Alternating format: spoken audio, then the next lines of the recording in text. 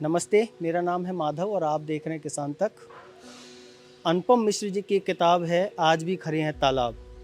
उस किताब में राजस्थान के जल संरक्षण की तकनीक और पारंपरिक ज्ञान जो है उसके बारे में बहुत सारी बातें हैं। मेरे साथ लक्ष्मण सिंह जी हैं जिनको इस साल भारत सरकार ने पद्मश्री से नवाजा। इनका काम जल संरक्षण और पर्यावरण संरक्षण का है। डिटेल में बात करेंगे, थोड़ा इनकी यात्रा के बारे में जानेंगे और राजस्थान में जल संरक्षण, क्योंकि पानी की कमी हमेशा से रही, तो जो पारंपरिक तरीका था हमारे पानी बचाने का, पानी के उपयोग करने का, उसकी तकनीक के बारे में उनसे बात करेंगे। सर, किसान तक में स्वागत है आपका। जरूर, आप सबको और भी। पद्मश्री के लिए बधाई। अरे, आप सबको भी शुभकामनाएं। आप सबसे पहले तो आपने अपने नाम के साथ गांव का नाम जोड़ा हुआ है लापुड़िया। हाँ, इसकी कुछ कहानी बताइए। ये क्या है कि जब हम काम करने लगे जी। तो हमको गांव के नाम से पहचानने लगे, क्योंकि गांव में काम किया ना। और हमने ये भी कहा कि हमारा जो गांव है वो इस देश का गांव है, तो हमने जो काम शुरू करना है देश के लिए वो गांव से शुरू करना है। इसलिए मेरे नाम के पीछे मेरा गांव लापोड़िया लगता है। मेरी गोत्र, मेरा काम, मेरा कर्म करते हुए मेरे गांव से शुरू हुआ है। यही मेरा गोत्र मान लीजिए। और जो अब आपने, हम आपके काम के बारे में थोड़ा सा जानना चाहते हैं कि जल संरक्षण के लिए आपने बहुत सारे तालाब बनाए, नए तालाब बनाए, कुछ पुराने तालाब थे जो ख़त्म हो गए थे, ख़राब हो गए थे, उनको पुनर्जीवित किया। और उसमें आपने हमारा जो पानी बचाने का या पानी को उपयोग करने का जो पारंपरिक एक तरीका है उसको आपने उपयोग में लिया, वो थोड़ा सा बताएं आप किस तरह से करते ऐसा था कि हमने सन 1977 में काम तो चालू कर दिया था। 77। हाँ, 77 में, 77 में। और फिर मेरी मुलाकात अनुपम मिश्र जी से हुई। और जब वो बाड़मेर, जैसलमेर, फिर चेरापूंजी, बिहार जब जाते थे तो हम साथ साथ जाते थे, तो हमें अनुभव हुआ कि कैसे तालाब बनाया जाता है, उसमें बीच में लाखेटे कैसे तैयार किए जाते हैं, पाल की मोड़ कैसे होती है, गोचर किसे कहते हैं, गोचर में घास कितने प्रकार के होते हैं। तो हमने उनके साथ देखा कि बाड़मेर में, जैसलमेर में श्रवण घास 6 फीट की होती है और वहाँ ऊँट होता है, इतना बड़ा जानवर। तो चेरापूंजी में भी 6 फीट की ही घास होती है और वहाँ हाथी होता है। और वहाँ 150 mm बारिश होती है बाड़मेर, जैसलमेर में, और वहाँ हर जगह 12 फीट पानी गिरता है। इसका मतलब नेचर को समझना पड़ेगा। तो हमने समझा, वो हमारे गुरु रहे अनुपम मिश्र जी। और जब ये किताब लिखी थी आज भी खरे तालाब, हमने साथ साथ रह करके और फिर वो चीज़ें तैयार की थी। फिर सारा अनुभव हम लेते रहे और हमारे गांव में उतारते गए। तो हमारे गांव में जो गोचर पड़े थे बड़े बड़े, इनमें एक चौका सिस्टम रखा। हर बरसात का पानी आए और 9 इंच भरे और वो ज़मीन में जाता रहे, तो ज़मीन में खूब नीचे तक बैठ गया। ऐसे ही हमने तालाब बनाए। एक पुराना तालाब था जो टूट गया था, अनसागर। पहले नाम अनसागर नहीं था। जब बहुत सारे तालाब बनाए तो फिर तालाबों के नाम भी रखने पड़े। ऐसे नहीं कहना जी वो तालाब नहीं। अनसागर, देव सागर, फूल सागर, 3 धाम नाड़ियाँ, ये सब हमने हैं। बनाए। नाम के पीछे की कुछ कहानियां हैं या हाँ, क्या? बहुत बढ़िया। फूल सागर हमने जो तालाब बनाया, वो फूल खिलेंगे गांव में। तो बोलेंगे कैसे खिलेंगे? जब उससे कोई पानी नहीं निकालेंगे, देव सागर से और फूल सागर से, तो पानी भरेगा। और पानी भरेगा तो ज़मीन में जाएगा। सिंचाई नहीं करेंगे उससे तो ग्राउंड वाटर बढ़ेगा। तो ग्राउंड वाटर बढ़ेगा तो पेड़ लगेंगे, घास आएंगे, पक्षी आएंगे, नहीं वो फसलें आएगी। तो हर फसल के, हर पेड़ के, हर घास के फूल आते हैं, इसलिए फूल सागर नाम रखा उसका। फिर देव सागर रखा, मतलब भगवान का तालाब। तो इसमें पक्षी पानी पिए, पशु पानी पिए, इसमें भी पानी नहीं निकालना है, वो भगवान के तालाब है।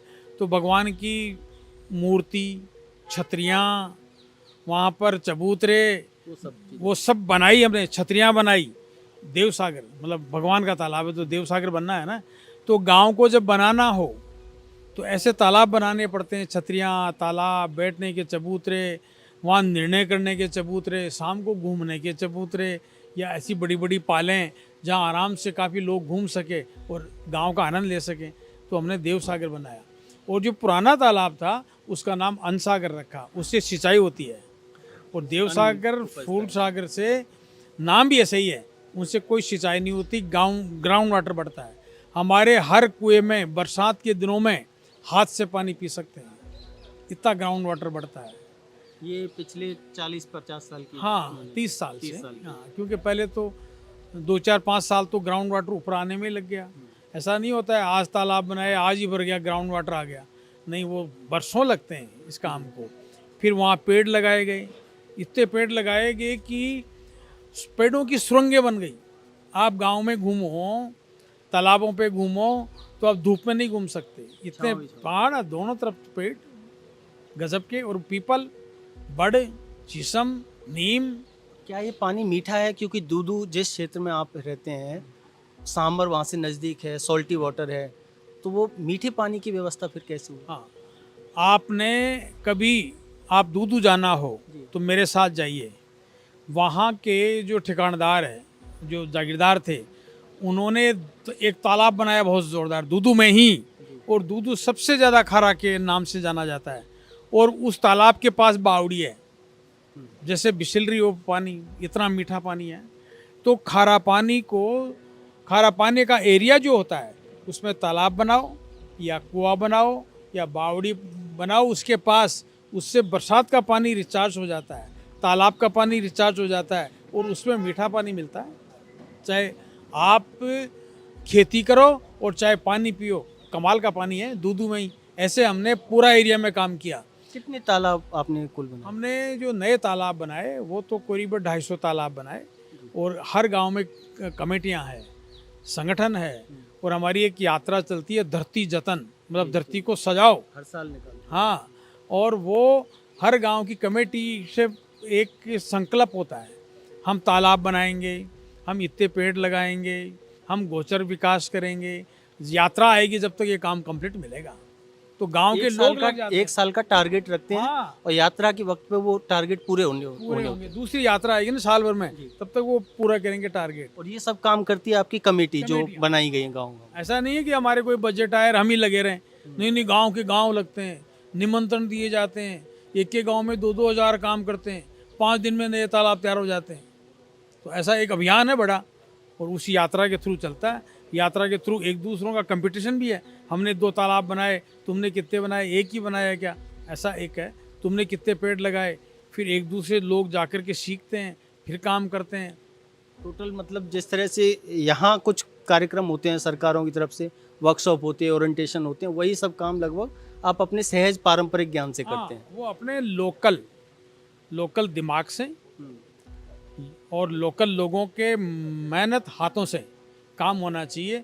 यानी कि गांव वाले खुद आदमी अपने गांव को कैसे संभालें, चाहे पर्यावरण की दृष्टि हो, चाहे संगठन की दृष्टि हो, चाहे पशुपालन हो, चाहे वन्य जीव हो। वन्य जीवों की शिकार नहीं होती है वहाँ पर। मैं सर एक सवाल और कर रहा हूँ, पिछले दिनों जल शक्ति मंत्रालय की वाटर सेंसस, जो अपनी तरह का पहला सेंसस था, उसमें वाटर बॉडीज़ के बारे में, पूरे देश के बारे में बताया गया, राजस्थान का भी डेटा है। उसमें मोटा मोटी एक डेटा निकल के आया कि पूरे देश में शहरी क्षेत्र जो हैं, अर्बन एरिया जो हैं, उनमें तालाब लगभग खत्म हो गए, बहुत नाम मात्र ही बचे हैं। गाँव में फिर भी हैं क्योंकि संरक्षण हो रहा है, आप जैसे लोग काम कर रहे हैं। शहरों में वो चीज़ ख़त्म हो गई है। उस चीज़ का इम्पैक्ट एक तो हम देख रहे हैं किस तरह से हो रहा है, लेकिन उसको वापस से रिवाइव कैसे किया जाए, चूँकि वहाँ बस्तियाँ हो गई, या उन जगहों को कैसे, गांव के जो आप काम कर रहे हैं उसको शहरों में कैसे लाया जाए? देखो ऐसा है, शहरों में व्यवस्थाएं पहले कमज़ोर नहीं थी। आप जयपुर की व्यवस्था भी क्या कमज़ोर मानते हैं क्या? जल महल, क्या आलीशान झील है।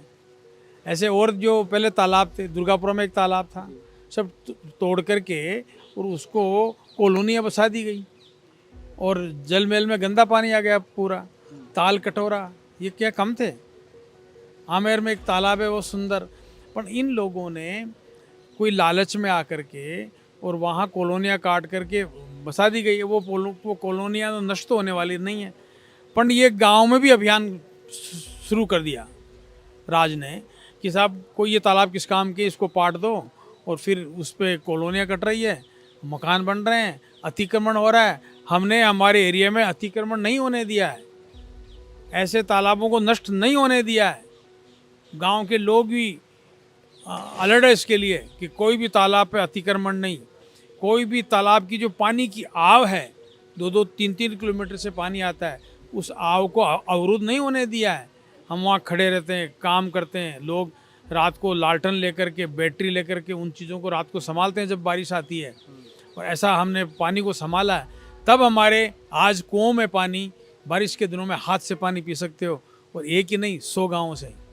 सर मेरे आखिरी 2 सवाल हैं। एक सवाल मैं सबसे पूछता हूँ, लेकिन आप जो कि पानी से जुड़े हुए हैं, तो पानी को लेकर के जो हमारी समझ है, पारंपरिक समझ और एक वैज्ञानिक समझ, दोनों में आजकल फ़र्क करके बताया जाता है। इन दोनों के बीच में क्लैश होता दिखता है, तो इसको आप कैसे देखते हैं? भाई ये जो वैज्ञानिक तरीका है ना, ये सबमर्सिबल बनाना, बोरिंग करना और नीचे से नीचे जाना, ये इनका तरीका रहा है। अच्छी से अच्छी मशीनरी वो बनाए जो ग्राउंड वाटर निकाल लें, लेकिन ग्रामीण तरीका ये है बरसात का पानी तालाबों में रखो। और ये नई बात नहीं है, हर गांव में, नागौर, जोधपुर और जैसलमेर में ऐसे तालाब हैं जो उनको टच नहीं होने देते हैं, कोई भी गंदगी के टच नहीं होती है। वहाँ उसके आगोर में कोई लेटरिंग नहीं कर सकता। पानी को जूती दूर खोल करके फिर पानी पीने जाओ, और कुल्ला भी लो तो वो वापस तालाब में नहीं। जैसलमेर में ये मैंने देखा है। हाँ, कुल्ला भी आप बाहर थूको।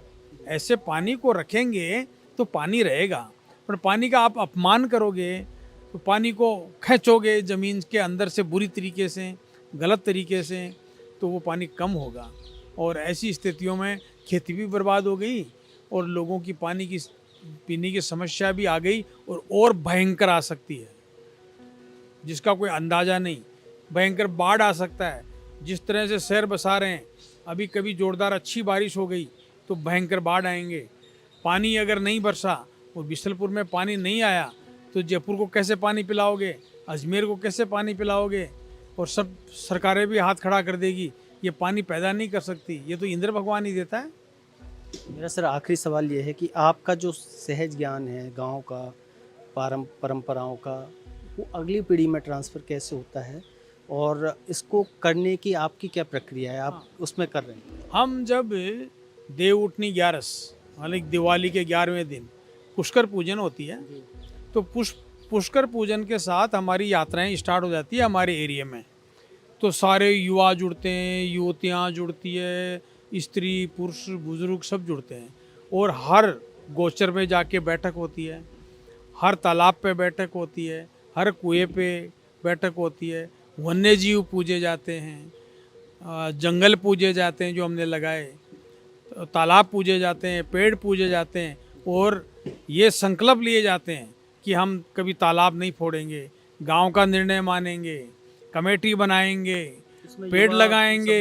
युवा युवतियाँ सब सज धज करके जाती है, मेला लगता है जैसे, तो उसमें जागरूकता आती है उनमें, और एक से एक काम बढ़ता रहता है। हम जब गांव में जाते हैं तो बहुत सारे युवा अपने अपने काम बताते हैं, ये मैंने 10 पेड़ लगाए हैं, ये हमने जीवों को बचाने के लिए, हाँ, हमने जीवों को बचाने के लिए देववन बनाया है, इसमें आदमी नहीं जाता, पालतू नहीं जाता, इसमें वन्य जीव रहते हैं, वो काम करते हैं लोग। तो फिर उनको बताते हैं। हमारे इलाके में खूब मोर हैं, खूब पक्षी है, क्योंकि वो देववन जो बनाए हैं उसमें पालतू नहीं जाता, तो मोर भी नीचे बैठ के अंडे देते हैं, बच्चे होते हैं उनके बहुत। वरना तो मोर खत्म होते जा रहे हैं और जगह, उनकी अंडे देने की जगह नहीं है। कुत्ते घूमते हैं सब जगह बिल्लियाँ घूमती है, तो वो पेड़ों पे अंडे नहीं देते। भारी पक्षी हो गया ना, तो वो नीचे बैठ के अंडे देता है। तो ऐसी कोई नीचे बैठ के देता है, कोई घोंसले बनाता है, कोई फूल चूसता है, कोई वो जो है पेड़ों को काट काट के किसी के लिए घोंसला बनाता है। तो हमने ऐसे जंगल बना दिए हैं जो युवाओं के द्वारा तैयार किए गए हैं, जो अच्छे से जंगल लगे हुए हैं गांव के पास, गोचर में, खेतों के पास, और हर जगह पक्षी बोलते हुए दिखेंगे। ये मेरा वादा रहा सर, अगले कुछ दिनों में आपके गांव जाके आऊँगा और आपके साथ वहाँ का अनुभव लेंगे। आप देख रहे थे किसान तक। नमस्कार। हमसे है दुनिया, हमें कुछ करके दिखाना है। मिट्टी मेरी, सेहत मेरी, खेती का नया जमाना है। किसान तक, खाना है तो उगाना है।